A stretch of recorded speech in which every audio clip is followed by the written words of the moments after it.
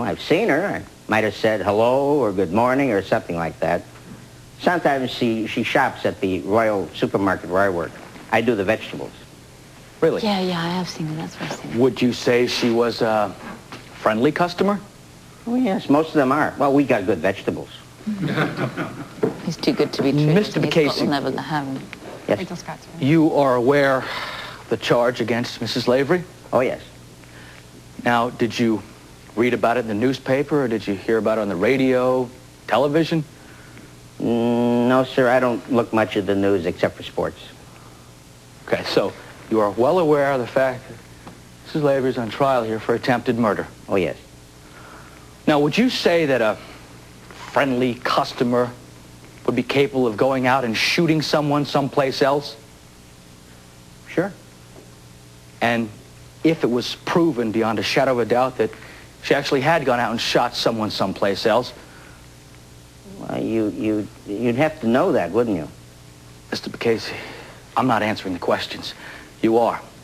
If the victim that was shot eventually died of a gunshot wound, would you object to serving on a jury that would ultimately decide whether or not an individual lived or died? Well, if you're saying what I think you're saying, sir, I believe in an eye for an eye and tooth for a tooth. That's the way I am. Good for you, sir. I can see Robert right away. Alone.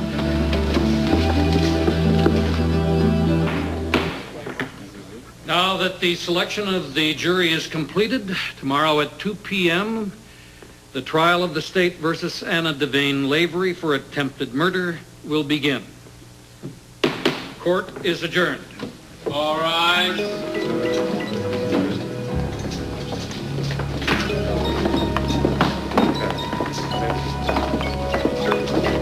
Tomorrow, then.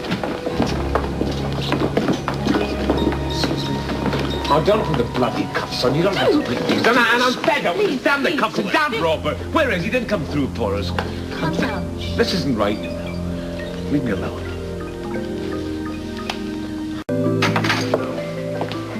What happened in court? Juror's been selected. Trial starts tomorrow, and Baldwin is as contemptible as ever. It's me he's after. He's doing it through Anna. Even so, you know, Cheryl took off from the courtroom before it adjourned. She looks like she's in pretty bad shape. Tiffany said something about her coming over here. I expect her to see her here. Don't worry, I'll bring her in. Robert, I know this is not going to be easy for you, okay? You know what's really bugging me? No, what? There's something missing here. You know what it is? No. Piece of evidence? Something. Shadowy. Maybe a figure. Something's out there, but it couldn't be there. Robert, I have no idea what the hell you're talking about. I don't know what I'm talking about myself, but it's a shadow. It's something. It's... Scorpio. Yeah, Robert, this is Tony Jones. I'm calling for Monica in ICU at General Hospital. What is it, Tony? Olivia just came through a very serious crisis. Came through? Yes. Well, what was it? It was an infection caused from the bullet that's still lodged in her. She out of the woods yet? Oh, this was Monica's message. She said that Olivia cannot go through another crisis like this one while the bullet's still in there. You got the message? Yeah. Yeah, I've got the message. Thank you. Olivia? Yeah. According to Monica, she's come through one crisis, but the next one will probably put her away. Then Anna will be on trial for murder. Are you sure I can't get you a cup of coffee or something, Miss Stansberry?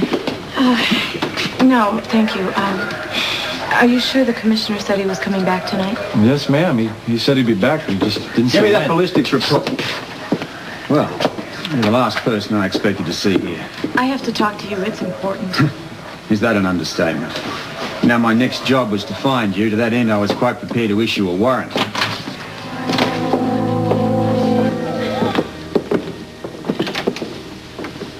So, a warrant for my arrest, huh? You always know where to find me.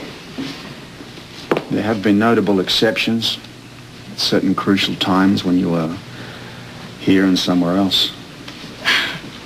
You're right. So, why were you going to go looking for me? certain things about being a cop. Certain good things and bad things. But one of the things is you learn to read body language. I mean, take you, for instance. What do you read? Someone close to the edge. Nervous. Scared stiff. You're right. There is a solution to that. But in your case, it's a tough one. You got to level with me. Be honest for once. What do you want to talk about?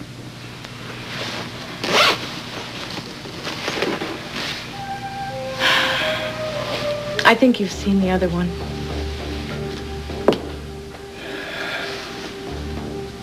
So it was you on the balcony. Yes. Did you shoot her? I don't know. You mean you don't know? I mean, the last time I fired a gun like that had a notable sensory impact. Let me explain. I went there to kill Olivia. I admit that. I just don't know whether or not I hit her. If you hadn't lost this wretched thing here, would you have come forward? Or would you have maybe left it for 2 or 3 days until after Anna had been sentenced? Robert, don't make this any harder than it is. I am here right now. I can't stand the idea of Anna going to jail for a crime she may not have committed. So, you're kidnapped by Olivia's hoods. Yes, that's right. From which you escaped by overpowering 3 thugs. Now, pardon me if I'm a little skeptical on this point, but you are a rather diminutive little thing. I did not overpower 3 thugs. 2 of them left first.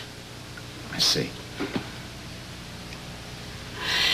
2 of the men left with Olivia to go to the summit, and that left a man named Dugan, and he was supposed to kill me.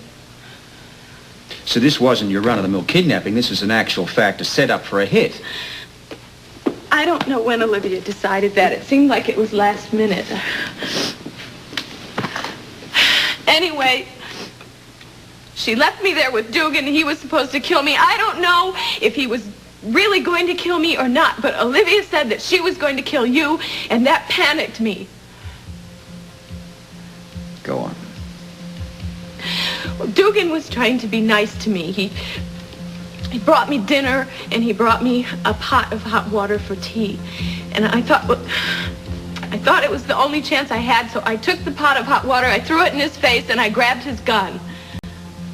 Where was it? It was in a holster. And it gave me... I went for the door with the gun, and the door was stuck, and I couldn't get it unlocked, and he came after me, and he was in such a rage that I thought that he would kill me, so I shot him. You what? I shot him. In the leg, I think. He went down, and it gave me time to get out the door, and I grabbed a cab, and I went to the hotel to go to Olivia's suite because I felt like I had to get to her before she got to you. So, here we are at Olivia's front door, gun in hand. Then what happened? I went to the door of her suite. I was going to knock. And then I thought, well, that's stupid because there are probably people in there. So I went down the hall, and there was a window by the exit door, and there was a ledge, and I climbed out onto the ledge, onto the balcony where you found my earring. And I was terrified, and the gun was so heavy, and I could hardly even hang on to it. But I saw Olivia, but I needed to get close to her, so I tried the latch on the French doors, and the doors were unlocked, so I opened them. But why didn't you shoot then? Because of Anna. Where was she? She was in the room with Olivia. You saw her there? No, I didn't see her. I heard her voice. What did she say? This is the part that I didn't want to What tell did she you. say? She said Olivia deserved to die. She said she should suffer and die for all of the horrible things that she had done to Duke and Anna and their baby. Is anybody else there? No, they were alone in the room. And at that point, all I had going through my mind was, Anna, at least you're a cop. Please shoot her because I don't know what I'm doing and I'll mess it up. And I wanted Olivia dead.